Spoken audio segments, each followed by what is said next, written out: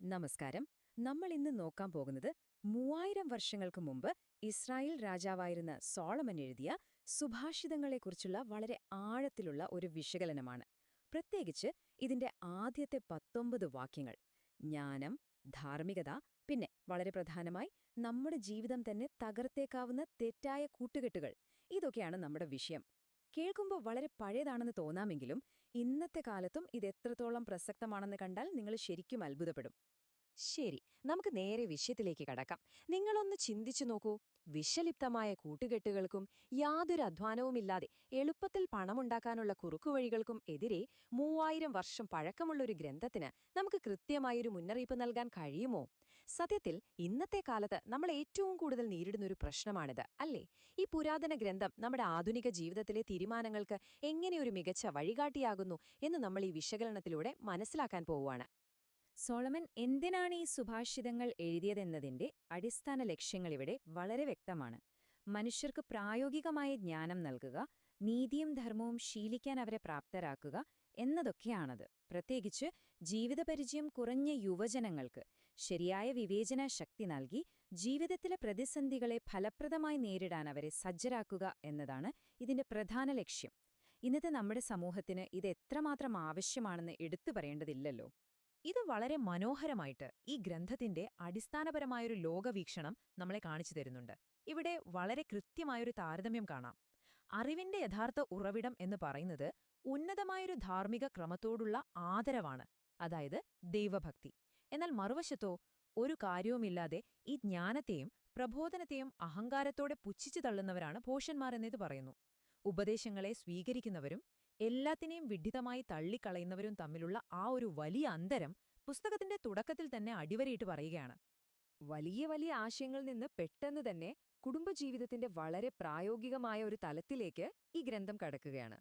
ഈ മനോഹരമായ വരികൾ ശ്രദ്ധിച്ചേ. മാതാപിതാക്കളുടെ ഉപദേശങ്ങളെ വെറുതെ യുവത്വത്തെ തടഞ്ഞു നിർത്തുന്ന നിയന്ത്രണങ്ങളായല്ല ഇവിടെ കാണുന്നത്. മറിച്ച് ഒരാളുടെ ശിരസ്സിന് അഴകേകുന്ന വിശിഷ്ടഹാരവും കഴുത്തിനു പതക്കങ്ങളുമായിട്ടാണ്. അതായത് ഒരു യുവാവിനെ സംരക്ഷിക്കുകയും അവന് സമൂഹത്തിൽ വലിയ ബഹുമാനം നേടിക്കൊടുക്കുകയും ചെയ്യുന്ന ഒന്നാണ് മുതിർന്നവരുടെ വഴികാട്ടൽ എന്ന് എന്തുമാത്രം മനോഹരമായ ഒരു ഉപമയിലൂടെയാണ് സോളമൻ അവതരിപ്പിച്ചിരിക്കുന്നത്. എന്നാൽ തൊട്ടടുത്ത നിമിഷം പുസ്തകത്തിന്റെ സ്വഭാവം പെട്ടെന്ന് മാറുകയാണ്.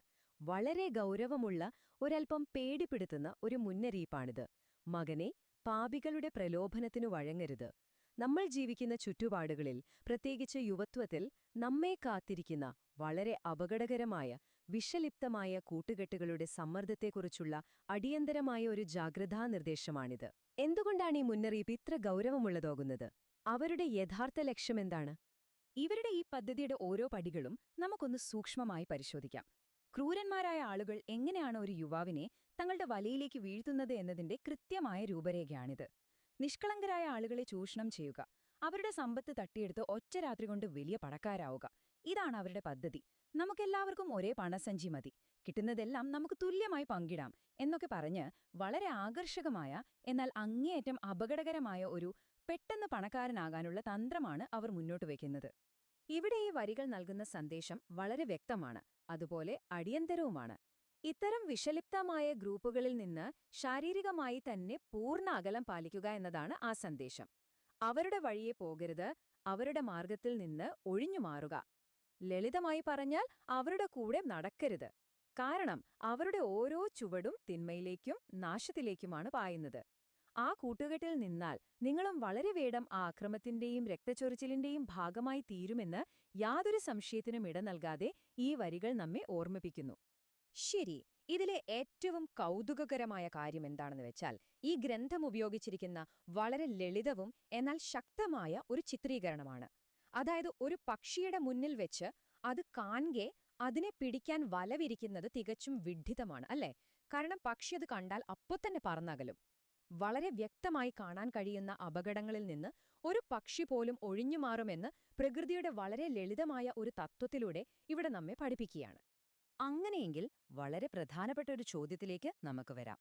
എന്തുകൊണ്ടാണ് ഈ അത്യാഗ്രഹികളായ ഗൂഢാലോചകർ യഥാർത്ഥത്തിൽ ആ പക്ഷിയേക്കാൾ കഷ്ടത്തിലാണെന്ന് ഈ പുസ്തകം പറയുന്നത്? നിഷ്കളങ്കരായ ആളുകളെ വളരെ സമർത്ഥമായി തങ്ങൾ കബളിപ്പിക്കുകയാണെന്നാണല്ലോ ഈ അക്രമികളുടെ വിചാരം. എന്നാൽ ഈ ചിന്തയുടെ പിന്നിൽ ഒളിഞ്ഞിരിക്കുന്ന വളരെ ഇരുണ്ടതും ഒട്ടും പ്രതീക്ഷിക്കാത്തതുമായ ഒരു വലിയ വിരോധാഭാസം ഈ ഗ്രന്ഥം തുറന്നു കാണിക്കാൻ പോവുകയാണ്. അതെന്താണെന്നറിയാമോ? അപ്പോ ഏറ്റവും നിർണായകമായ കാര്യം ഇതാണ്. ഈ ഗൂഢാലോചകർ ലക്ഷ്യമിടുന്നത് നിഷ്കളങ്കരായ ഇരകളെയാണ് എന്ന് അവർ കരുതുന്നു. എന്നാൽ യഥാർത്ഥത്തിൽ എന്താണവിടെ സംഭവിക്കുന്നത്? അവർ ഈ ഒരുക്കുന്ന കെണി മറ്റാർക്കും വേണ്ടിയല്ല, സ്വന്തം ജീവനുവേണ്ടി തന്നെയാണ്. ഇതാണിതിലെ ഏറ്റവും വലിയ വിരോധാഭാസം. കുറുക്കുവഴികളിലൂടെയും ചൂഷണത്തിലൂടെയും എളുപ്പത്തിൽ പണമുണ്ടാക്കാൻ ശ്രമിക്കുമ്പോൾ ഈ വ്യക്തികൾ അവർ പോലും അറിയാതെ സ്വന്തം നാശത്തിലേക്കുള്ള ഒരു വലയിലേക്ക് അന്ധമായി നടന്നു കയറുകയാണ്. നേരത്തെ പറഞ്ഞ പക്ഷിക്ക് വല കാണാമെങ്കിൽ ഇവർ സ്വന്തം നാശം പോലും കാണുന്നില്ല എന്നതാണ് സത്യം. നമ്മൾ ഈ വിശകലനത്തിന്റെ അവസാന ഭാഗത്തേക്ക് തിരിക്കുകയാണ്. ഈ വരികളൊന്ന് ശ്രദ്ധിക്കൂ. അക്രമത്തിലൂടെ നേട്ടമുണ്ടാക്കുന്നവരുടെയെല്ലാം ഗതി ഇതാണ്. അതവരുടെ തന്നെ ജീവനെ അപഹരിക്കുന്നു.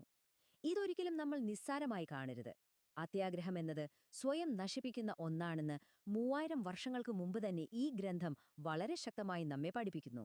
അപ്പോൾ അത്യാഗ്രഹത്തിന്റെയും തെറ്റായ കൂട്ടുകെട്ടുകളുടെയും ഈ സ്വയം നാശത്തെക്കുറിച്ച് ഇത്രയും വ്യക്തമായ മുന്നറിയിപ്പ് ലഭിച്ച സ്ഥിതിക്ക് നിങ്ങളോട് ഞാനൊരു ചോദ്യം ചോദിക്കട്ടെ.